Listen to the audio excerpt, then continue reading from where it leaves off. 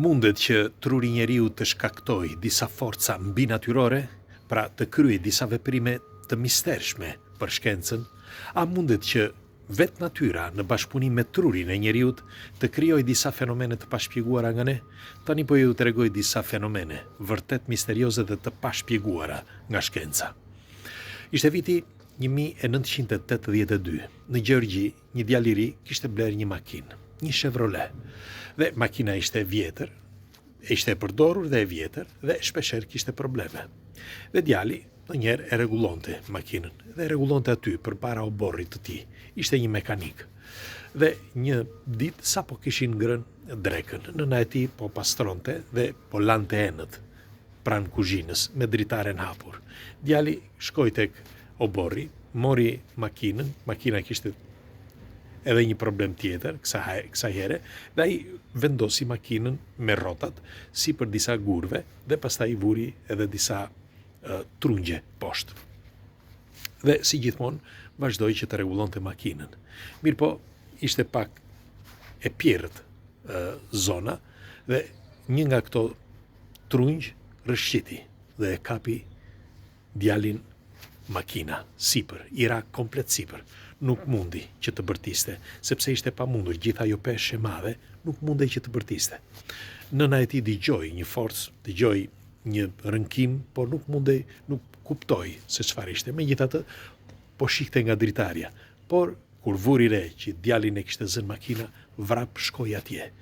Kapi makinën dhe me një forcë mbi natyrore e ngriti makinën ton, jo kilogram, dhe nxori djalin nga poshtë. Pra i shpëtoi jetën. Fakti u bë folën gazetat, folën revistat e atëhershme dhe u bë buj në atë kohë. Nuk ishte si sot që mund të merrej vesh me anë të telefonave brenda një dite dhe kaloi pak kohë. Në vitin 1990, një grup, një psikolog së bashku me disa mjek shkuan për të testuar forcën e kësaj gruaje, sepse dinin të vërtetën se çfarë kishte ndodhur. E provuan disa herë, nuk mundi më, nuk kishte më atë forcë. Dhe pyetja e të gjithëve është pse? Si është e mundur që në atë moment ngriti gjithë atë makinë dhe pastaj jo më? Pikërisht pra, sepse diçka shkaktoi truri i saj në bashkëpunim me forcën, me fushën magnetike që ngriti atë makinë në ajër. Ishte viti 1000, një tjetër kjo, ishte viti 1900 përafërsisht dhe përpara një shtëpie në periferi të Amerikës, ishin si shpërdorej atëre, ishte kovere, po punonin tokat. Dhe një familje, ishin të gjithë bashkë, po punonin në një zonë përpara shtëpisë të tyre dhe një familje tjetër pranë nga ana tjetër. Dhe si përdorej në atë kohë që flisnin mes njëri tjetrit nga larg, përshëndeteshin, ishin komshinj. Dhe krejt papritur, një burr kishte 3 fëmijë dhe gruan që ishin aty pranë. Dhe të tjerët ishin 5-6 të asaj familje tjetër, ishte edhe një i moshuar, ishte nga ana tjetër dhe ishin shumë afër. Thuhet rreth 20 metra afër. Sepse kufiri ishte shumë pranë mes njëri tjetrit, pra të tokave. Dhe krejt papritur, burri u zhduk. Po, nga hiqi. E di që për dikë këto duke si fantazi, po është e shkruar në disa libra, pra edhe në librin e mistereve. Dhe shkuan që të gjithë, që kuptoni se çfarë ndodhi, sepse u zhduk nga hiqi. Dhe çudia ishte që fëmijët shkonin aty, rreth ku gjendej babai tyre, por nuk e shihnin. Megjithatë dëgjonin në rënkime, dëgjonin të bërtitura, por sikur të ishin larg, sikur të ishte krijuar një rreth. Pra, të ishte krijuar një rreth i padukshëm ku kishte humbur këtë njeri, pra ishte zhdukur ky njeri. Dhe çudia e kësaj është që kur erdhën të tjerët, pra njerëzit e tjerë që ishin më afër, ata kontrollonin dhe dëgjonin zërin shumë larg, edhe këta e dëgjonin zërin, po sikur të ishte një vakum, ose sikur të ishte një cilindër, pra sikur ai burr të ishte zhdukur nga një cilindër i pa dukshëm, por energjik, pra në formë energjie, sepse nuk dukej më. Çudia e kësaj historie është që për një kohë të gjatë ata kërkonin aty, dëgjonin zërin, afroheshin aty tek ai rreth, por nuk e shihnin.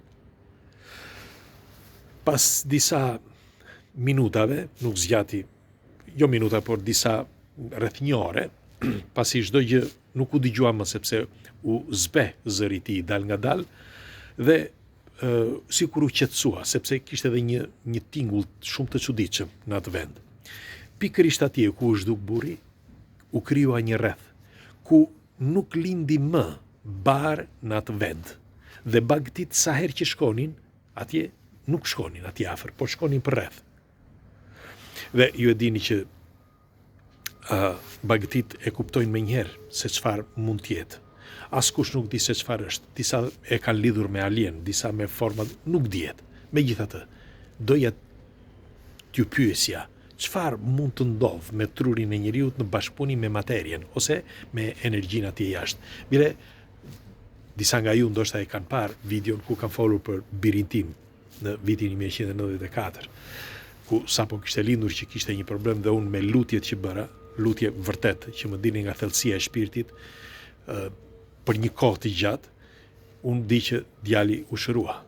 Biri im është mirë dhe falë Zotin çdo ditë që ai u shërua. Dhe unë jam i bindur që edhe pse dikush nuk e beson, meqense jemi në këtë diskutim, pothuaj 95% e kanë besuar këtë histori, sepse u kanë ndodhur dhe disave prej tyre, por disa nuk e kanë besuar. Megjithatë, unë doja t'ju thoshe që në raste të tilla ka shumë njerëz që mendojnë që ndoshta këto janë vetëm fantazira, po unë jam i bindur që ka diçka atje jashtë që truri i njeriut me anë të forcës që ka në bashkëpunim me fushën magnetike dhe me trurin që gjendet, pra trurin e madh që gjendet atje jashtë, kryen disa misione ose disa fenomene që për ne nuk duken reale. Duhet të dini që shiko, materia e fushës magnetike, materia e quajtur materia e zezë, ne nuk e njohim. Është dhe bile materia e fushës magnetike është, me fjalë materia e zezë e fushës magnetike, ajo pa njohura, përbën rreth 90% të materjes së gjithë materjes, sepse pjesa tjetër ne i njohim që janë fotone etj etj.